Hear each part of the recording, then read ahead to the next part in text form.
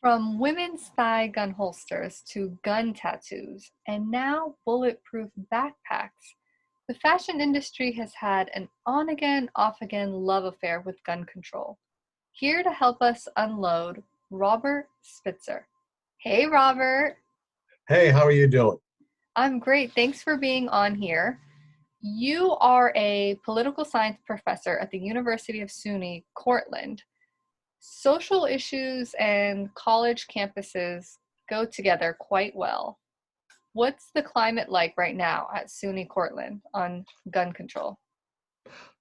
Well, I have to say, by way of qualifier, I actually retired just a few months ago from teaching at Cortland, but I had spent over 40 years there, and Mm. I have a pretty good feel for the campus, and I also taught a gun policy class there for nearly 20 years, a very popular class.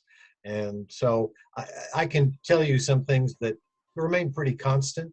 Let me say first that there is generally heightened awareness of and concern about the idea of someone shooting up a campus, whether a college campus or a high school campus, public school campus.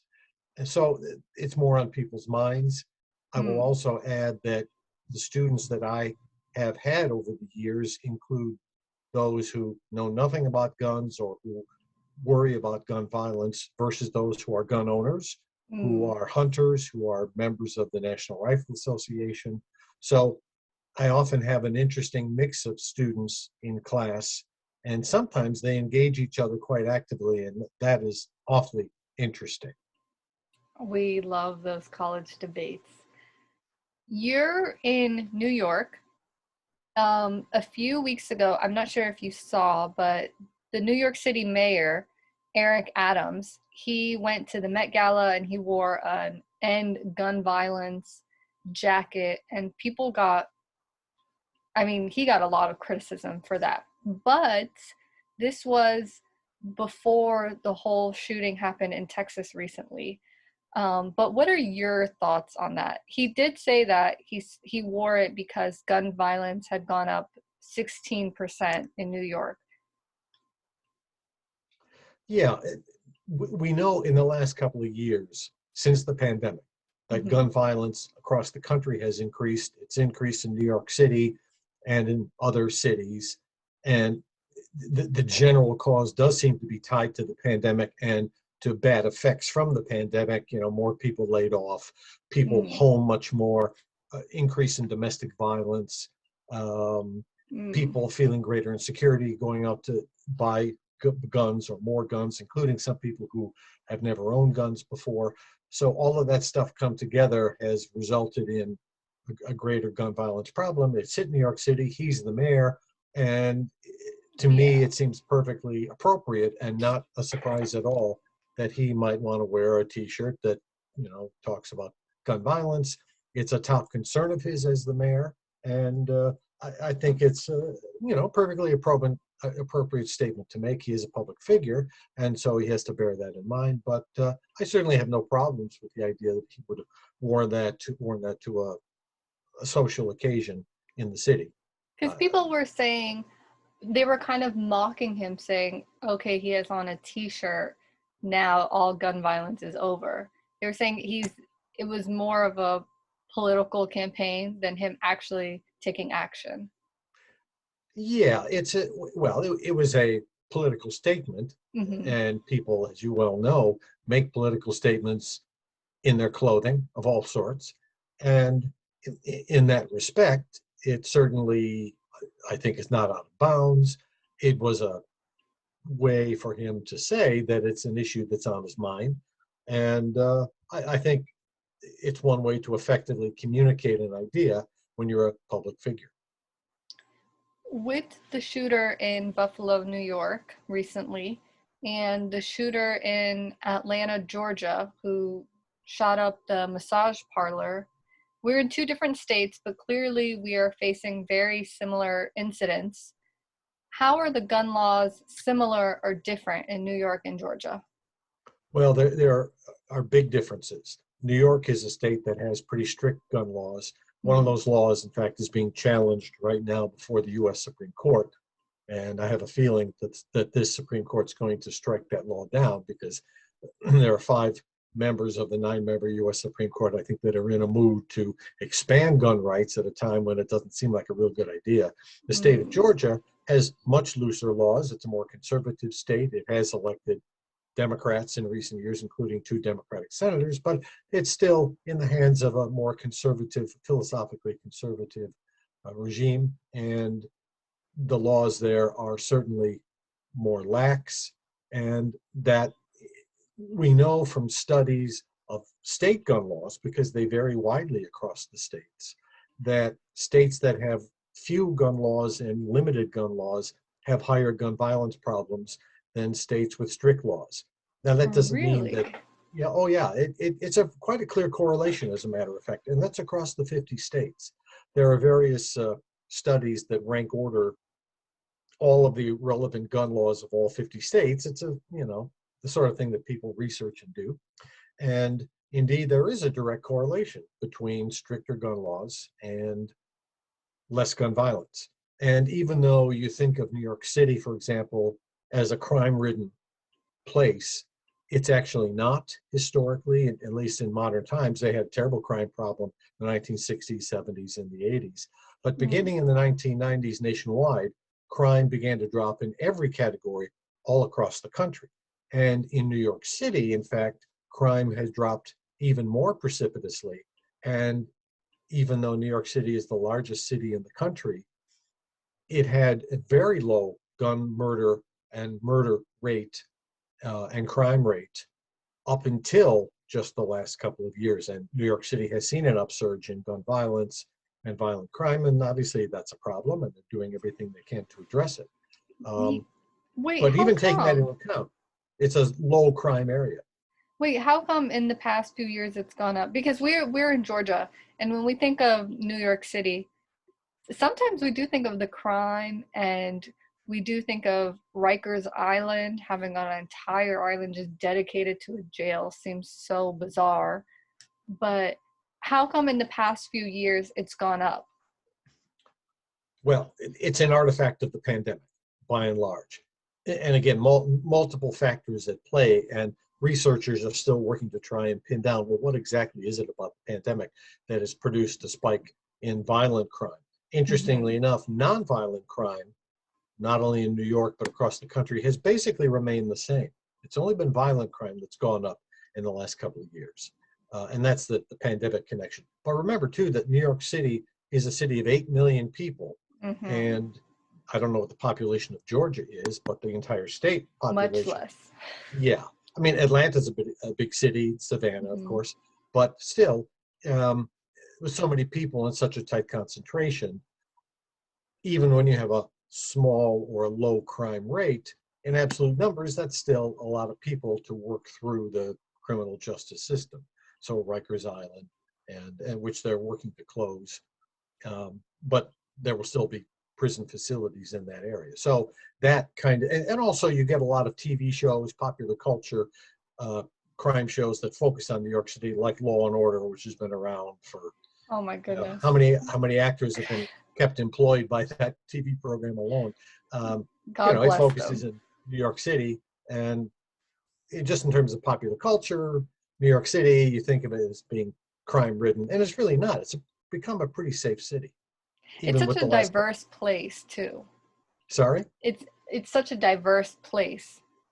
Uh, that's true. And it has been. And I suppose you could argue that, ethnic tensions, racial tensions, things like that fuel some of these problems. And that's, I'm sure that's true. It's an ever changing place.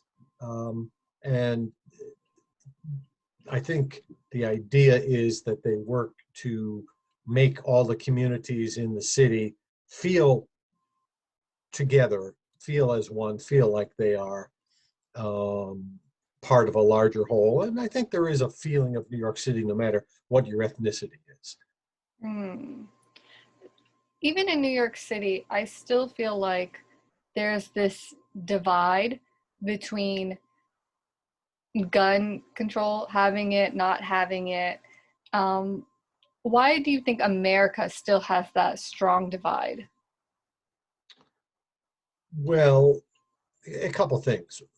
In our history and mythology, we think that in earlier periods of our history, in the Revolutionary period and before, and in the 19th century, the West, that every Mhm. American had a gun at his, strapped to his side, or a rifle propped in the corner, and the idea that owning a gun was part of the American identity is an image and ethos that is widely held, mostly because of popular culture. Although Mm. ironically, it bears not such a relationship, not a very strong relationship to our actual American history. It is true that Americans always owned guns, but far fewer, I think, than people today think.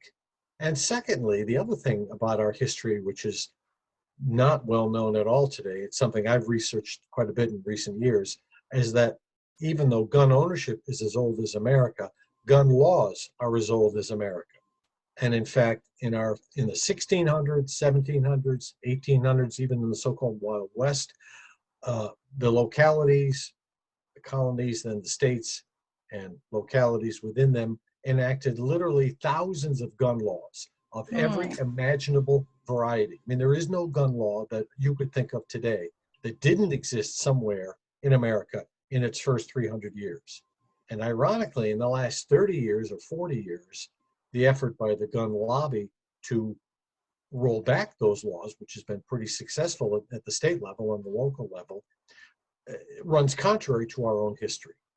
So, having said that, it's important to remember most Americans did not own guns. Today, gun ownership has been, since the 1970s, gun ownership has been gradually declining.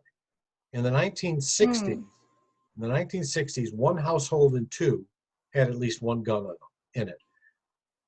In the last couple of in the last few years, it's been about 30% of households have at least one gun in them. There has been an upsurge in gun buying. That's been an important element of what's been going on in the country in the last 2, 3 years. But even taking that into account, most Americans don't own guns, don't have a particular interest in them. And so that helps explain this divide between the gun owning, gun rights community and most Americans who don't really agree with the philosophy of the gun owning people. But part of America is you try and coexist with others, and that even though you might not own a gun, most non-gun owners would say, well, if somebody wants to own a gun, that's up to them. 30% seems like such a small number. But then when you're, I guess because we're living in the South, when you think about people owning guns down here, they are so for it. Even though when you're talking about stopping gun violence, they are also so for it. Why is it so hard to stop gun violence in America? Well, in part because gun ownership rates vary widely. New York State, Hawaii, Massachusetts, Maryland are examples of, Rhode Island are examples of states that have a very low gun owning percentage.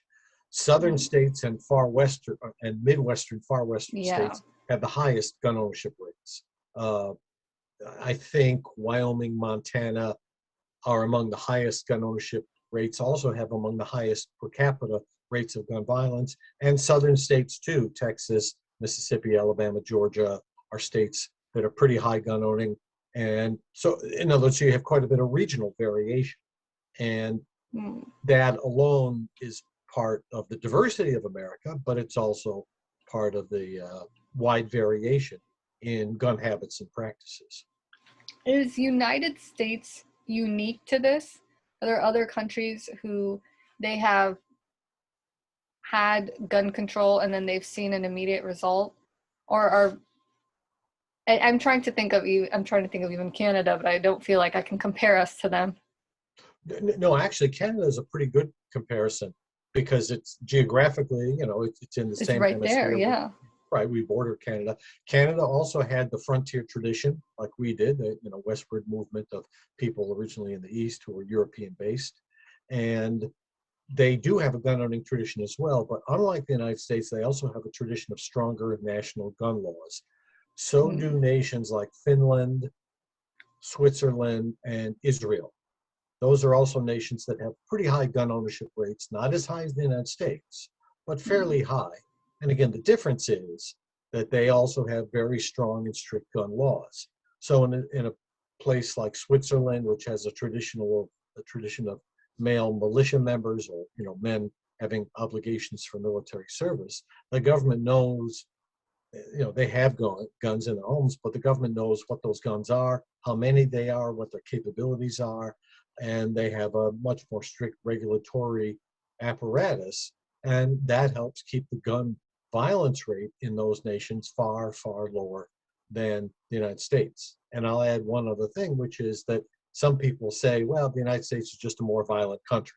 We have more crime and Mm. therefore more gun crime. But that's not actually true. If you compare America's overall crime rate with all of these other nations, including Britain, France, Italy, Germany, Japan, etc., our crime rates are about the same. The one thing that's different is the murder rate, which is many, many times higher than it is in those nations. And the reason why is because murders in the United States are overwhelmingly committed with guns. And there is no tool or implement that you could think of or that a person can get their hands on that's more effective at killing another human being than a firearm. And we have lots of them. And the people who are for firearms, they always use the statistic that more guns, people who buy guns usually are more likely to kill themselves than other people. They tend to throw that out there a lot. What is their, I don't know the word to use this. Owning a gun to them, it feels very different. This inanimate object is so personal. It's almost like part of their identity. What do they think is going to happen if we have stricter gun laws? You hit on something that's really important, which is that a gun is not just a commercial product in terms of how people who own them, many of them anyway, feel about it. I mean, Mhm. I own a refrigerator. It's a real nice refrigerator, okay? But there's no refrigerator culture Yeah. that I know, right? Refrigerator is a consumer good, so is a gun. Go to a store, Mm. you buy a gun. But there is a kind of ethos, a mythology, a feeling about firearms that constitute part of what you might call America's gun culture. And political groups and gun manufacturers, the gun industry, do everything they can to cultivate this feeling. Why? Because it boosts gun sales and lends support to their political activities. And so, by cultivating this feeling and trying to expand it in a way, they've unleashed something that's hard for them to control, because some people take it to the extreme, and that can result in extreme behavior when it comes to guns. But this cultural feeling has a number of different parts, but for many, it is part of their identity and also part of how they view the political world. So are they always on, is part of their identity then always on the defense if they're like, I have to have this gun? Because from the opposite view, it looks like they're always on the offense if they feel like they need to have it. Um, I, I think it's more offense than defense.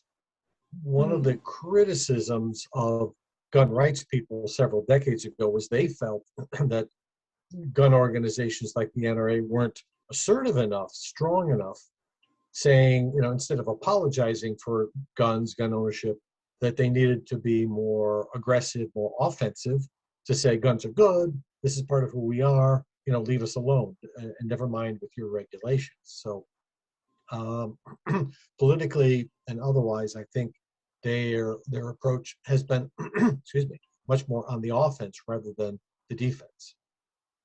And then when these shootings happen, I think some of them are, their solutions for it is, well, that's why I always keep my gun. It's like the solution is the same thing as the problem. Also, when you mentioned something about culturally too, uh, big fashion brands have also stepped up to take action. Gucci donated $500,000 to the March for Our Lives gun control rally. Other fashion brands are starting to take more of an aggressive approach to this. do you think they're kind of just jumping on this bandwagon, or do you think this is actually revealing some part of their brand's ideology? I think it's a little of both. Mm. You do find, generally speaking, corporations and companies like to avoid politics because their job is to sell whatever, products or commodities that they sell, Mm-hmm. and usually that means avoiding politics. But you do find in the corporate world, I think, a legitimate and real sense of social responsibility, which they probably believe wouldn't hurt or doesn't hurt their bottom line.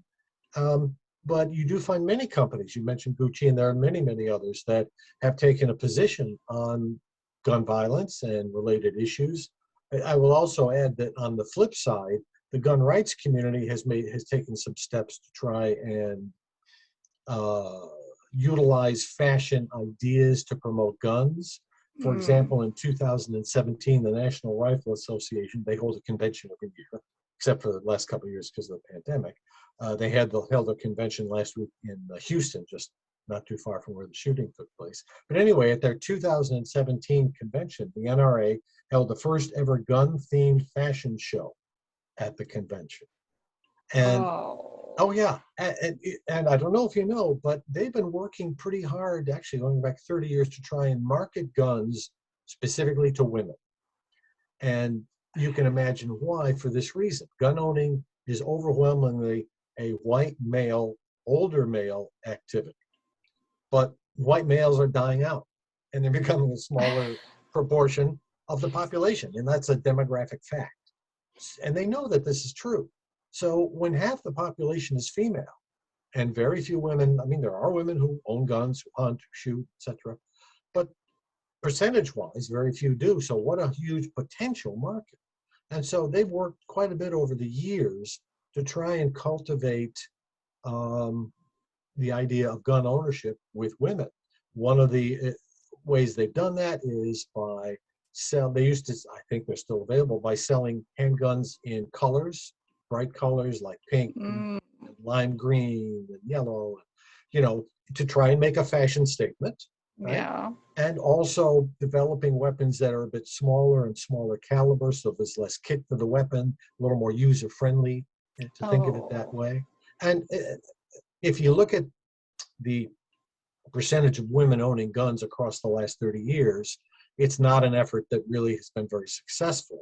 Maybe in the last couple of years, maybe more women are, although the data really isn't in yet as to whether that's the case or not. But it has been part of their effort to try and appeal more to women. I think there's a Guns and Women magazine, or several. So that's part of the image fashion approach that the gun community has taken. That's really part of this larger narrative, as opposed to companies going in the other direction, deploring gun violence and things like that. How come it's not as popular in women?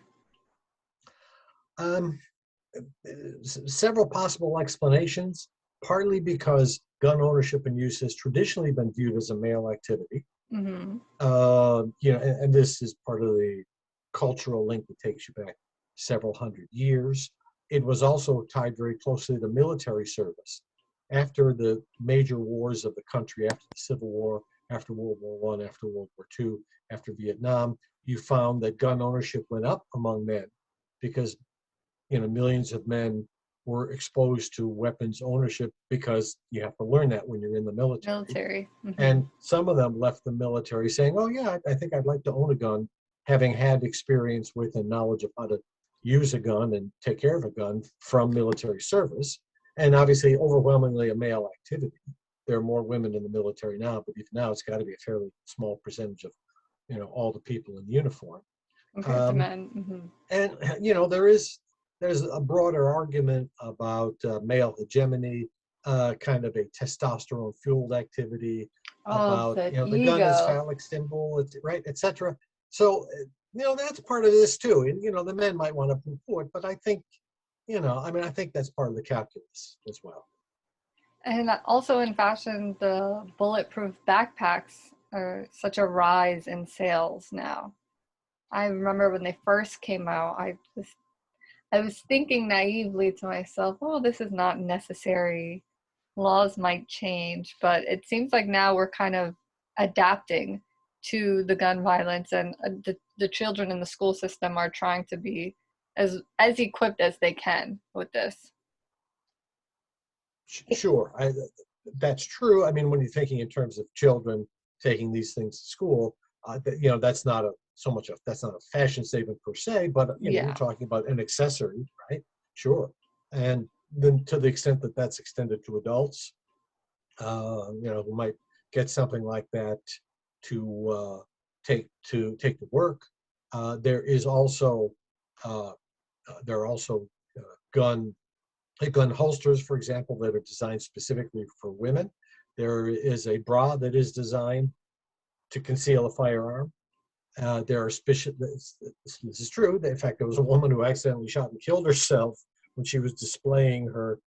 It was on the internet. This was some years ago. She was displaying her bra holster. She had a little handgun, and she accidentally shot and killed herself. I mean, it was terrible, but Oh my goodness. yeah, yeah. I don't That want to sounds like say. something you would see on 100 Ways to Die. Yeah, I wouldn't be surprised if that was one of the. Um, but the idea of a holster as a fashion accessory, that's a thing, and that's on the gun rights side, because they want Yeah. to encourage women to have guns, carry guns. It used to be Um, sexy. They used to have in the old movies where the woman would have it around her thigh, the holster. Now it's seen as very almost militant. well, there's a big debate, I think, in feminism uh, regarding women and firearms. I mean, on the one hand, the attitude is, look, that the guns are harmful. Even people who have good intentions wind up doing bad things with guns, whether accidentally or intentionally, and that Mm. women ought to abhor guns and broadcast that message. There's sort of a feminist way um, of defending women. The notion that guns in the home are much more likely to be used against women than as a method of defense for women. But there's kind of a feminist counter argument which says that women should be learning how to use a gun, should acquire guns to protect themselves from men, to protect themselves from predators, to be more self, more to engage more in self-defense and take ownership of their own personal safety, that kind of thing. And that debate's kind of been going on for a number of years in the sort of feminist circles. And I wouldn't presume to say here and now which argument makes more sense, but you can kind of see the logic on both sides of it. And oh, we are running out of time, but last question. 10 to 20 years, where do you see us? Boy, good question. It depends to some degree on how the arc of society at large goes. One thing we've seen in the last couple of years is that when things go badly in America, many Americans run to guns. And we also have a court system with extremely conservative people on it who are poised to, I think, expand gun rights, and that's going to encourage people to get guns, even people who haven't given it much thought.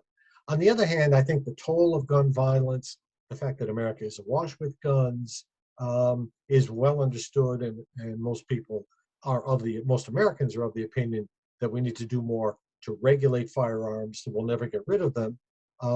So I'm not sure which direction we'll see the nation go in. It's hard to call, and you're always taking your life in your hands in a metaphorical way by trying to accurately predict where things are going to be going.